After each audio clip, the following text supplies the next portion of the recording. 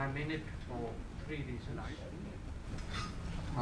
I'm here partly because it was for me an opportunity to witness and participate in the Kashi Tamil Sangamam, where your university has played such a prominent role.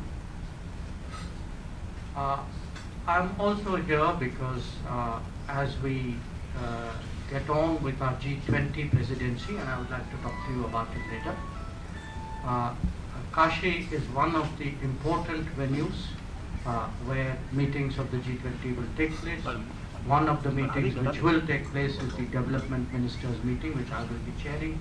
So if you, at some stage, you are very likely to see me in a street somewhere in the city at some point of time.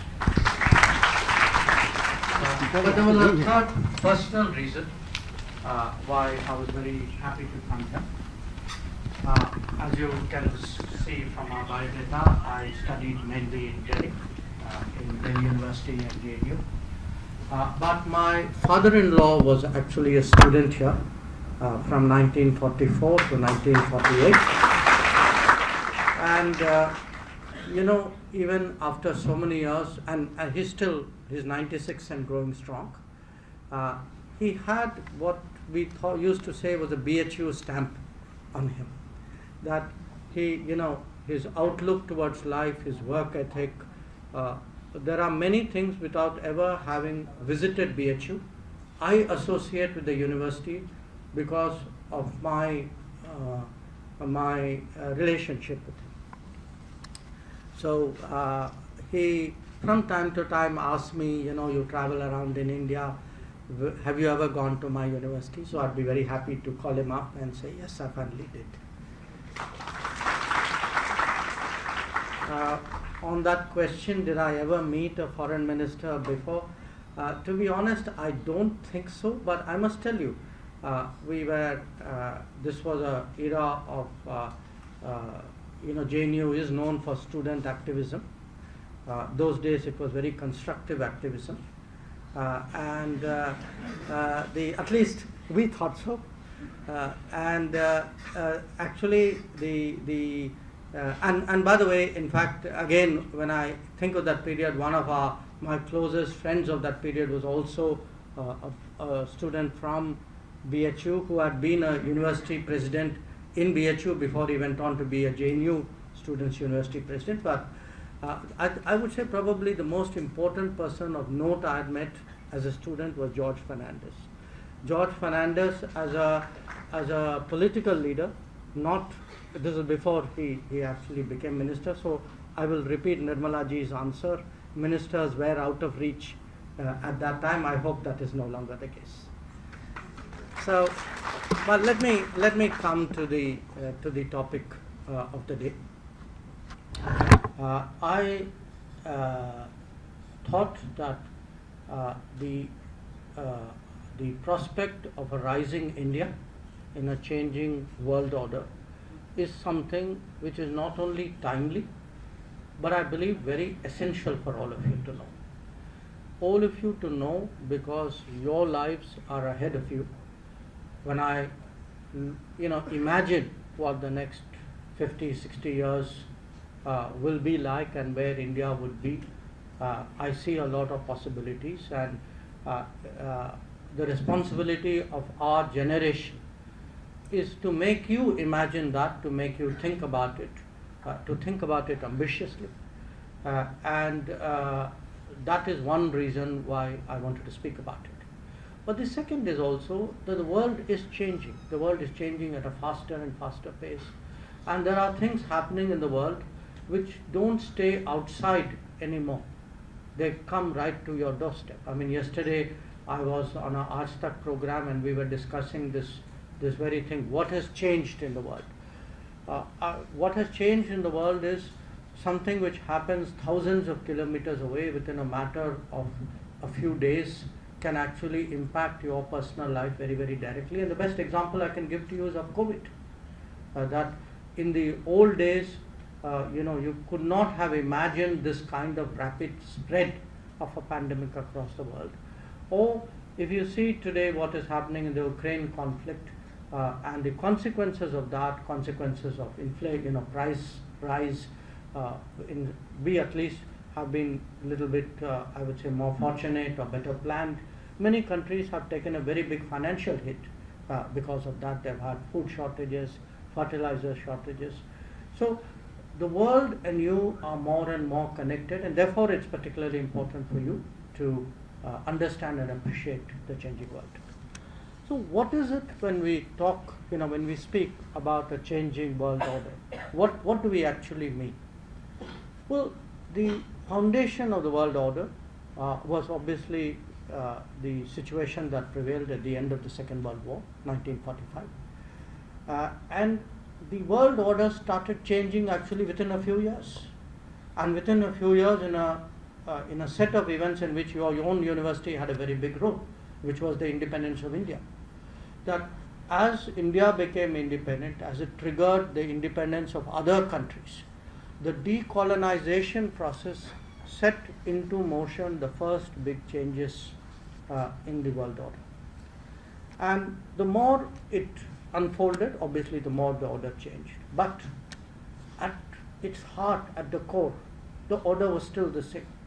There were 5 very powerful countries which in many ways, by different methods, wielded a lot of influence. And in the initial years, if you look at 50s and 60s, there were countries who were politically independent but not economically independent. And therefore even the political independence was very, very limited by that factor.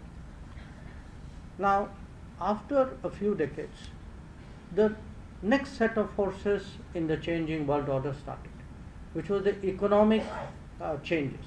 The economic changes in terms of new centers of production and consumption. And you saw East Asia, Japan, Korea, Southeast Asia take the lead, followed by China. Then there was a gap, in my view, a very costly gap of about 15 years, where India also started to reform.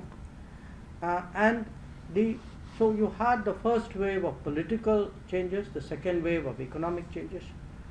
Then there were some very special issues, like the nuclear issue, because the 5 countries who really dominated the world were all nuclear powers, and they had made a treaty which said only we 5 will be nuclear powers. So the nuclear changes started after another 20 years. So you had by the 1998 nuclear test, which Prime Minister Vajpayee authorized, you had the nuclear changes come into being. But there were changes which were also happening in a way beyond our control. They were not necessarily triggered by us. We participated in them, and I would say we benefited by some of them. Maybe we also had some damage from some part of it.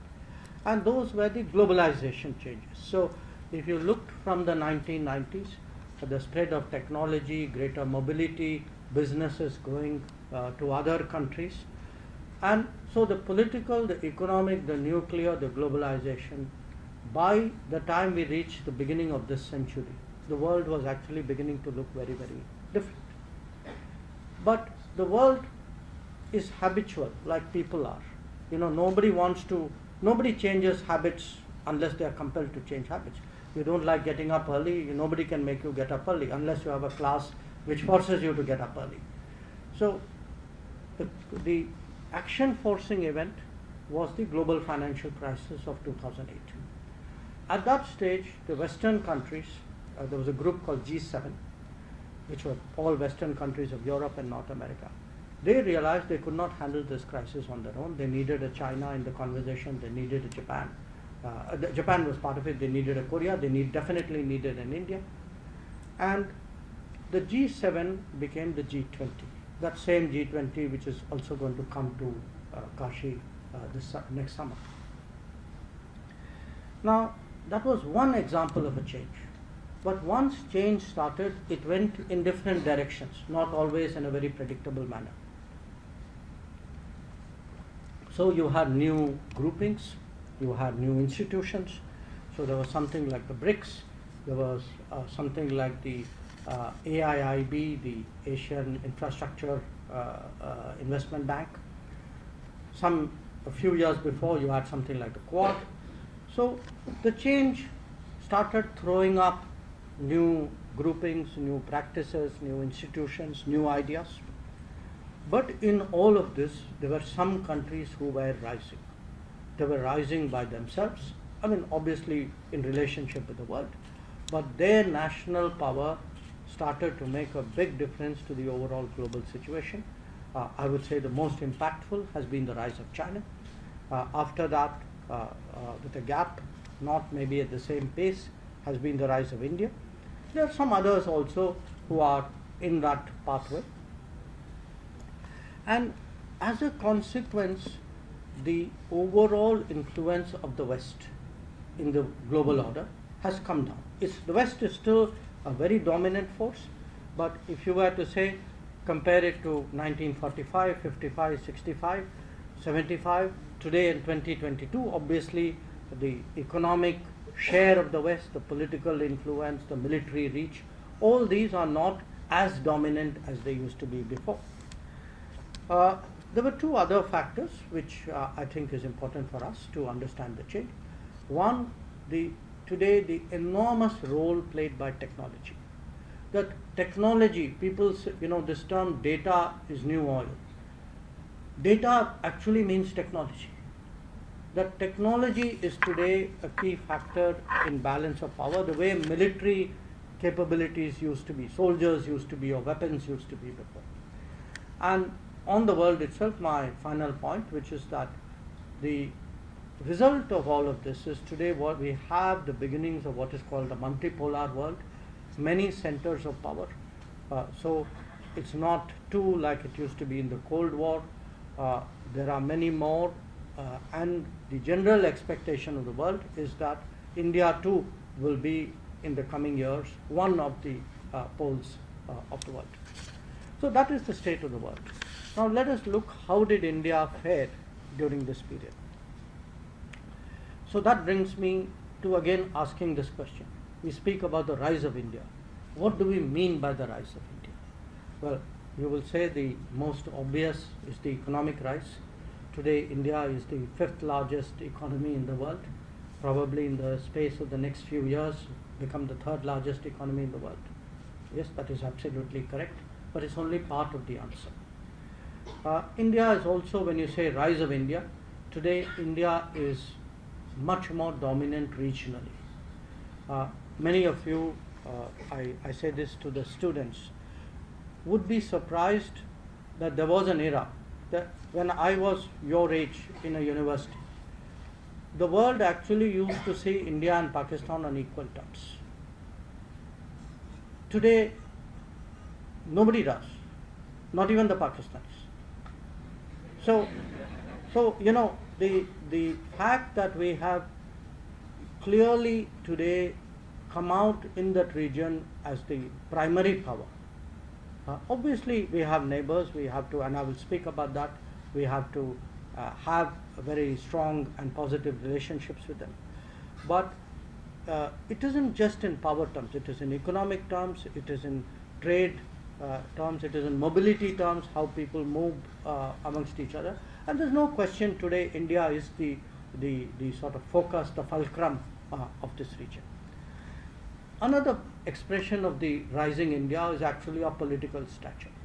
Now, political stature could mean we are members of more organizations. We are today members of the Security Council. This is our last month of this presidency. Hopefully, in some years, we'll be back in the Security Council. There are many, export control groups that we have joined, many new groupings of which we are members. But it is also our ability to shape the global agenda. That has also become more visible. If you look today at the big discussions in the world, what happens when leaders meet to discuss climate change, or black money, or tax rates, or terrorism, or maritime security. What India says, what India advocates, what India influences actually is more and more visible. I spoke about new groups of which India is a member, which too is a reflection of our higher standing. The most prominent of that is Quad. There's also the Shanghai Cooperation Organization. And very recently, last year, we started something with Israel, UAE, and America called I2U2. There are new institutions, and by the way, many of these institutions are institutions which the idea came from India. In fact, many of them came personally from the Prime Minister. We have the International Solar Alliance, we have the Coalition for Disaster Resilient Infrastructure. We are now, just a few months ago, we had a campaign, a mission called Lifestyle for Environment, which is Prime Minister's very strong belief that if we all changed our lifestyle, if we change everyday lifestyle in a very sensible manner, we will make a huge difference to the environment. So there are today a whole set of institutions, ideas, campaigns that are coming out of India. The fact that the world accepts it, and not just accepts it, today Solar Alliance, for example, has more than 100 countries who are members of it. So that shows you something as well. Then there is the impact of the diaspora. Today in the world, there are something like between 32 to 34 million people in the world, 3.2 to 3.4 crores, who are either of Indian origin or who are Indians. And we today are playing an increasingly important role in the global workplace. And these Indians, when they go out and their success stories, they shape the image of India. And when the world, for example, looks at the rise of India, for them the contribution and successes of the diaspora is part of the story of the rise of India. So that is something which is very important. But equally, we too have a responsibility we didn't have earlier. If so many Indians live abroad, it's our duty to look after them. When the COVID happened, one of our big discoveries was really how many Indians worked abroad. You'd really be surprised how many people there were in the shipping industry, merchant shipping, how many people were working in cruise liners, how many air crew there were in different airlines, how many people had gone as construction workers in the Gulf, how many people had gone as temporary tech support workers across Europe and America. So what we did there, which was the biggest ever evacuation mission in the history of the world, we brought back almost 7 million people. So just think to yourself, these 7 million people, if they are our asset and strength to the country in the good times, the country too has that responsibility of looking after them in the tough times. There may be people like this, but there are also students. You would have brothers and sisters and cousins and friends who would have chosen to go abroad. And they too are our responsibility. Today we have 1 million students abroad, 1 million Indian nationals abroad as students. And that too, looking after them, which you saw that we did that in Ukraine. That too is a responsibility. But this is part of the rise of India, because for the rest of the world, they can see India's presence. They can see India's presence among their own society, as students, as doctors, as tech people, as I said, as all these service providers. So the cumulative impact of this on the world is actually huge. Then there are some parts of India which come out of our capabilities. One obvious one, of course, is the IT side. But the IT side, 10 years, 15 years ago, it used to be India as the back office of the world. That too is changing. Today, India and Indians are increasingly seen as innovators. I was in the US a few months ago, and you may have, some of you may have followed that today there's a big competition going on in chips in the semiconductor industry. And a representative of the American semiconductor industry told me that American companies, by his account, had at least 40,000 engineers working on chip design alone in India. So you have to imagine today, what does the world think about us? The world sees that talent, world sees that skill. The world is trying to integrate it into their business and supply chain models. Another example is the image of India as the pharmacy of the world. You know, as foreign minister, I still travel 20-25 times, even during COVID, for reasons of work. And I cannot tell you today how much our image in the world has changed because of vaccine method. That there are countries, I've had ministers say in public, in say Central America, that there were centers of production of vaccine closer to us, but yet we got our vaccines from India. So the fact that we were still vaccinating our people and yet willing to share vaccines at that time, the fact that we could actually increase our pharmaceutical capacity, sometimes 3x, 5x, 10x, depending on the medicines. You know, there was at that time during COVID, I was also part of the group of ministers dealing with the COVID response. There was a huge demand for paracetamol. And our paracetamol production, actually our industry was able to ramp it up phenomenally. And we actually really at that time were meeting the global demand of paracetamol from our factories in India. So when I speak of the rise of India, I wanted to illustrate to you, it is not a phrase in international relations. There are physical indices, there are actual experiences, there are sort of, I would say, relationships, transactions, impact on people's lives, which is what make them feel that India is not what the India of the past used to be. So what could we do more? You know, how do we rise faster as the world changes? And I have a few thoughts here. If you ask me to sum it up in a single phrase, I would say if India could really become a successfully Atmanirbhar Bharat, it will help us enormously in our rise. For this reason, a big country like India needs deep strengths. It cannot be vulnerable to other countries for its basic requirements. Because we saw during COVID, when other parts of the world shut down, the problems that it created in India. So the more that we are able to do, and again, this is not an advocacy of protectionism. You know, no country today can be, fully self-sufficient. That era is over. But the more we develop our strengths, the more we will have an importance in the world, because we will be relevant to the rest of the world.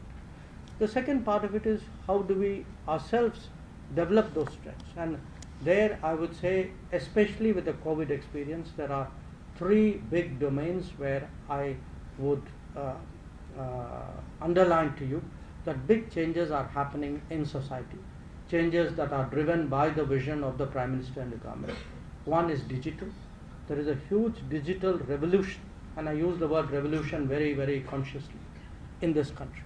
That if you see the digital delivery which is happening on a scale which the rest of the world is just staggered by the numbers and by the services we do. The second is the green growth. That if we have to grow, and we are growing 7%, 8%, we must grow greener and greener. Because the cost of not going green will be to undo the growth to get better growth. So in a sense, we have the advantage because we are a relatively late grower. We have many technologies which were not there earlier. So how do we grow more greenly? And the third, of course, is our health and our human indices, which is from the time, babies are born, maybe even before. How do we improve the quality of health, quality of our human resources, quality of our skills, of our talents, of our education? Because at the end of the day, India's greatest resource is its people. There are countries who have done, who live on mining, who live on oil, who live on other resources. Our resources eventually are people, and this is particularly important because we are moving into an age of knowledge economy, and in a knowledge economy, the power of the brain will be bigger than the power of everything else. So the more we are able to improve the quality of human resources, actually you are building India. So when they say that universities are nation builders, as your Vice Chancellor did, believe me, take it literally, that it is actually today the quality of our universities which is going to determine India's standing in the world as much as the quality of our military or the quality of our diplomacy. The second, of course, is in our own neighborhood. I would say after 2014, we have fundamentally changed the manner we work. We have decided what we call neighborhood first policy, that we would engage all our neighbors very proactively, well, barring one who was a particular problem, but engage most of our neighbors and engage them in a way in which it will be generous, it will be non-reciprocal. We want to build connectivity, long-term relationships, contacts, mobility. The third, of course, depending, our prospects would depend how we face up to the challenge from China, because as you can see on the border, there is a challenge, and there's no getting away from that. The fourth is a challenge we've had for many, many years, which is the challenge of cross-border terrorism.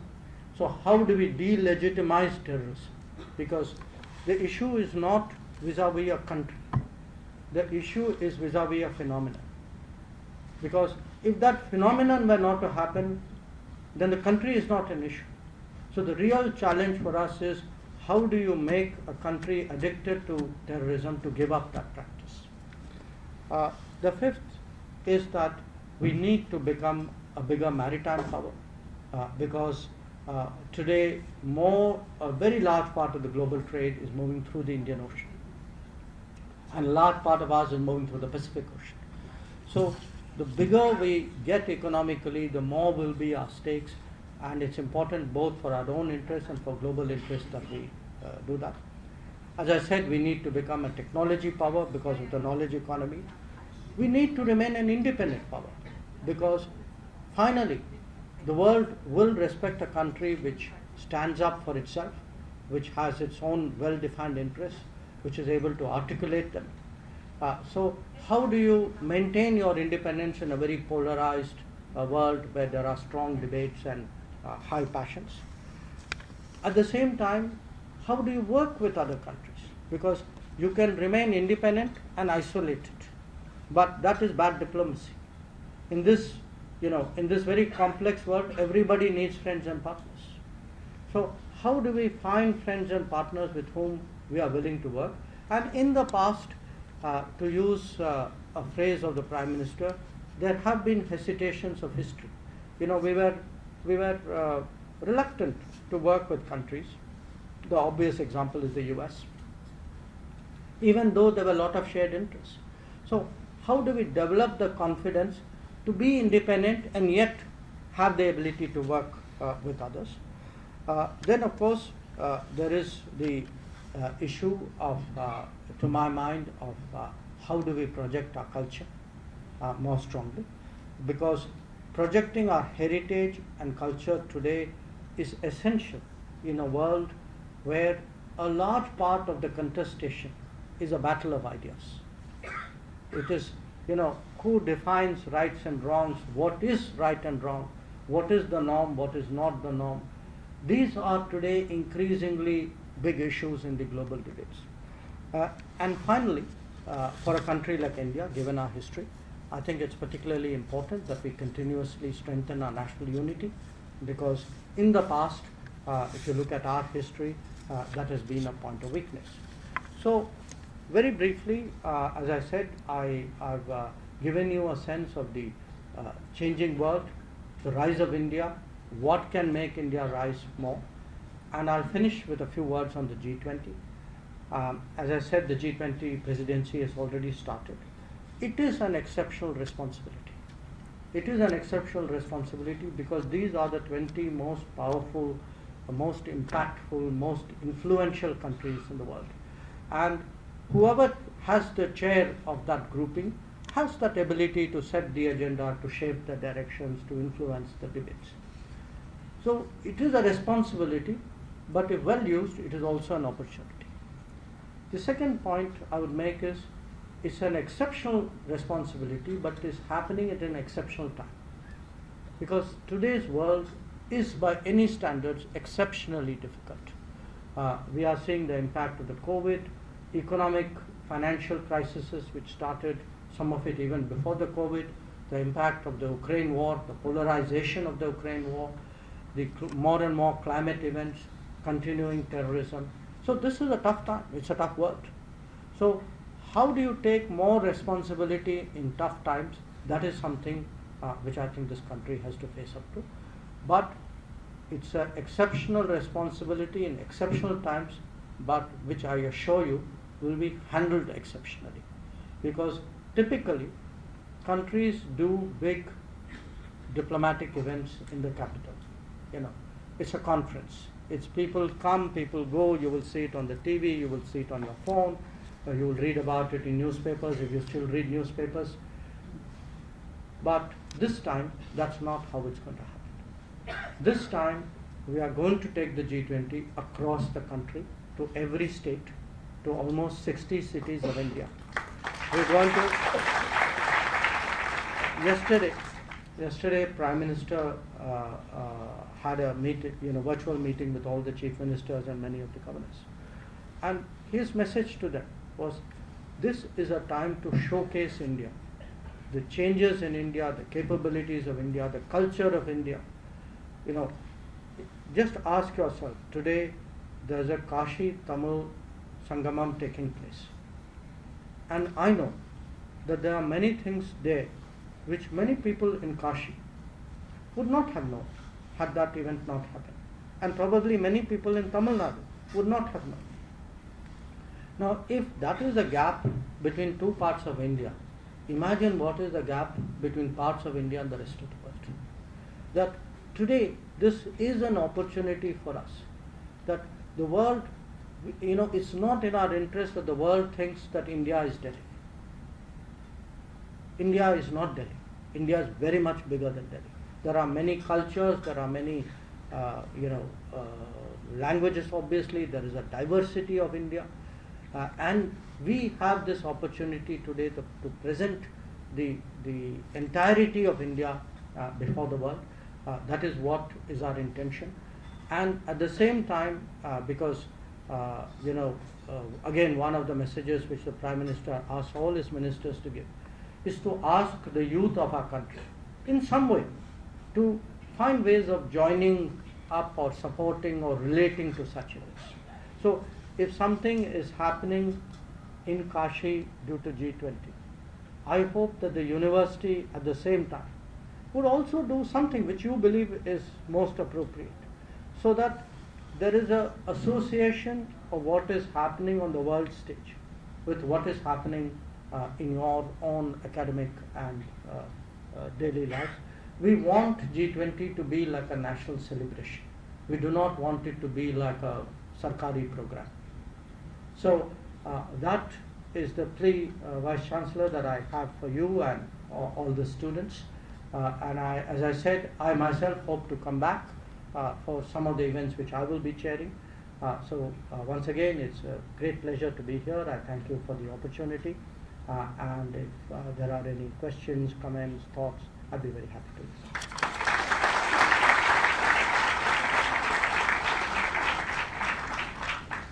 Thank you so much, sir, for this very insightful talk.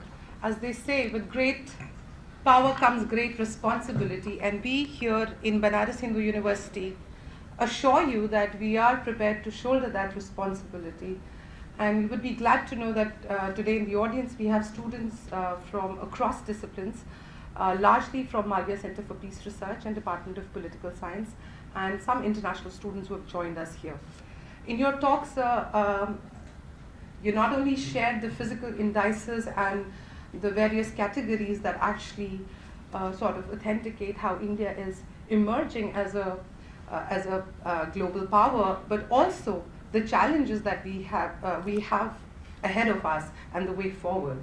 So on that note, sir, we have collected some questions prior to the talk, and there are 5 questions. Would you like to take them one by one, or would you like to take 2 in one go? Okay, thank you. There's a question from MMV. Currently, India remains isolated from supranational bodies like SAARC. Moreover, India has opted out of the RCEP.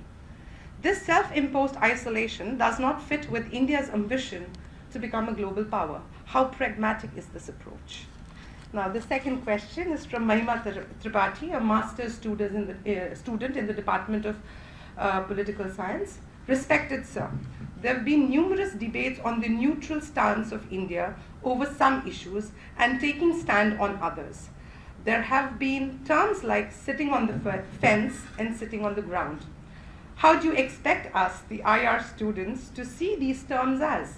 We have the vision of India as the global leader, and for securing that position, we need to have a clear stance over contentious issues. What is your stance? I would like to know. Thank you. The first question, I don't think we are isolated from the SAARC. Why is the SAARC currently not active? SAARC is currently not active because one member of the SAARC believes that dealing with other neighbors is compatible with the practice of cross-border terrorism. Now, we have reached a stage today where we don't think the two can happen side by side. So, if you ask me today, what is holding up SAARC? Because do look at this period.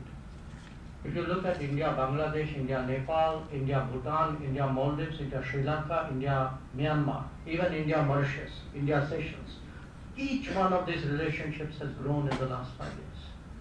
The trade has grown, investments have grown, cooperation has grown. So we want regionalism. We see benefits in it. We think everybody would gain. But the problem we faced when it came to SAARC was, how do you deal with somebody in the room who actually is sitting with you on the table by the day and actually sending people over with guns at night? And that is a problem. So the RCEP was a different issue. See, when RCEP, what happened was we had a set of concerns. We were very honest about it. We put those concerns on the table. There were round after round after round of negotiations. So finally, when it came to joining RCEP, we had to make a kind of a cost-benefit analysis. Is it good for the Indian economy to join, or is it damaging for the Indian economy to join? And here is the challenge for the Indian economy. If you looked at the RCEP partners, the one with the lowest per capita income was India. We are the nation of all the potential partners, we were the one with the smallest producers.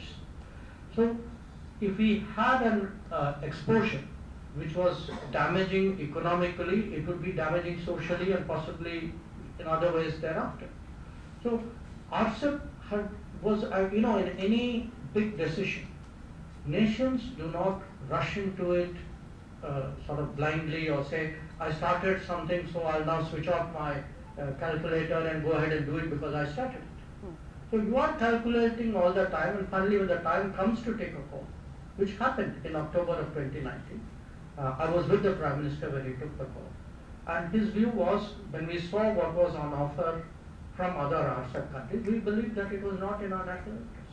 But I want to tell you, after that, we have done an FTA with Australia, we've done an FTA with UAE, we are negotiating FTAs today with UK and with EU. So it's not that India is isolated. And by the way, our exports have grown in this whole thing and grown fairly massively. So the second question, do you take stance, neutral, not neutral? First of all, I will say it's sometimes very useful to take clear-cut stance. Sometimes it's not. Clarity is not always a virtue. There are situations where you don't want to be clear, when you actually have, concerns and interests which may pull you in different directions, or where you don't want to show your hand very openly in public. So as we get, as our stand matters more to the world, and that is also part of the rise of India, we will come under pressure. There will be countries There will be countries who have never taken a clear stand on our problems asking us to take a clear stand on theirs. But that is their diplomatic skill or diplomatic effort. So for us today, when we look at the world, I think there are multiple levels you work with. The most basic is what is in the interest of your people, what is your national interest. The next level you can say is, if you have friends and partners, where are their interests, how much do you accommodate them. The next level would be, if there are big issues of principle at stake, how do you reconcile the bigger issues with the immediate issues of interest. So diplomacy is about finding a balance. The complexity of being a diplomat is to be able to think short, medium, long, all at the same time, different domains at the same time, multiple players at the same time, and then try and distill all of this into a clear-cut or not clear-cut position, as it may be. Thank you. This is not a question, it's actually a suggestion from Professor Sanjay Srivastava from Department of Political Science. A humble suggestion to bring Kashi more and more into Indian foreign policy, as it symbolizes India's culture, civilization, and historicity. So basically, the civilizational anchorage that Kashi has, and you've mentioned in your talk as well that you would be, Kashi is going to be, so just that. And then now we have two more questions. India's position as a G20 presidency has come at a time when the world is feeling a lot of problems and challenges, beginning from Chinese aggression to Taiwan, food and energy security problem caused by the Russian-Ukraine crisis. How is India going to tackle these challenges while bringing forward its policy? And given the context that you've outlined, don't you think that BHU must have This is another question. This is the other question. This is the second question. Do you want me to? No, please. Yeah, okay. Given the context that you have outlined, don't you think that BHU must have a full international relations department? Right now we have Department of Political Science, and IR is part of the Political Science department. I'd like to respond to that first comment as well, because honestly, I would be, one of the subjects which interests me is different countries, especially bigger countries, countries with a longer history, have developed their traditions of diplomacy, their language of diplomacy, their concept of diplomacy, their thinking of diplomacy.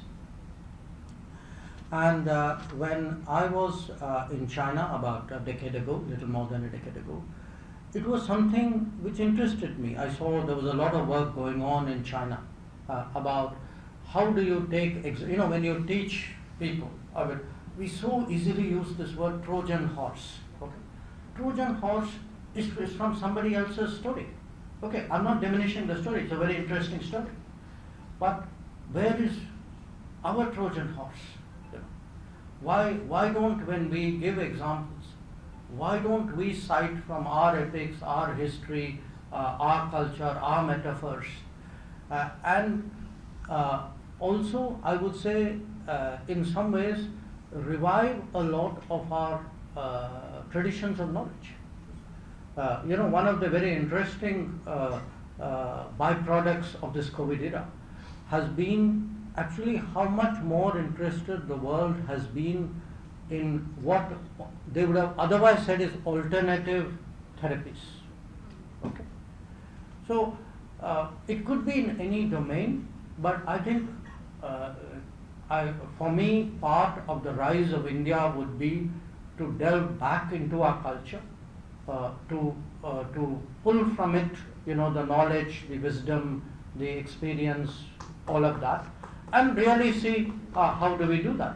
And I must say, if this thought, so when I was writing my book, because it's something, I'd long discussed with my siblings and with my father, which is, we would use examples from Mahabharata, sometimes to actually describe people. You know, you wanted a code word sometimes in the family, so you would use some word. So when I looked at Mahabharata, and I told myself, I mean, look, there is so much of diplomatic complexity out there. Now, today, even though people don't think of it in the same way, Ramayana, you know, we think of Mahabharata as statecraft. We think of Ramayana as a more sort of story of virtuous governance.